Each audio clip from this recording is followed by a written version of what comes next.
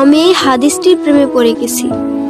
আপনি যখন নীরবে ঘরে বসে কান্না করেন, আল্লাহ তখন ফেরেশতাগণদের উদ্দেশ্য করে বলেন, কোন জিনিস আমার এই বান্দার চোখে পানি আনলো? ফেরেশতাগণ বলেন, আপনার বান্দা সুখে নেই, আপনার বান্দা অনেকদিন হাসেনি। এই বলে ফেরেশতাগণ কান্না করতে থাকেন এবং আল্লাহকে বলেন, হে আমার রব, আপনি জানেন আপনার এই বান্দার হৃদয়ে কি রয়েছে, অতএব আপনি তার জন্য সবকিছু সহজ করে দিন। আল্লাহ বলেন, আমার এই বান্দা এমন কিছু জীবন থেকে হারিয়ে ফেলেছে যা সে অধিক ভালোবেসেছিল।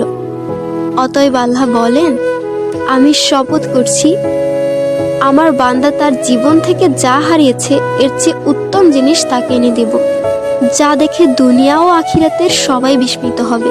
আলহামদুলিল্লাহ।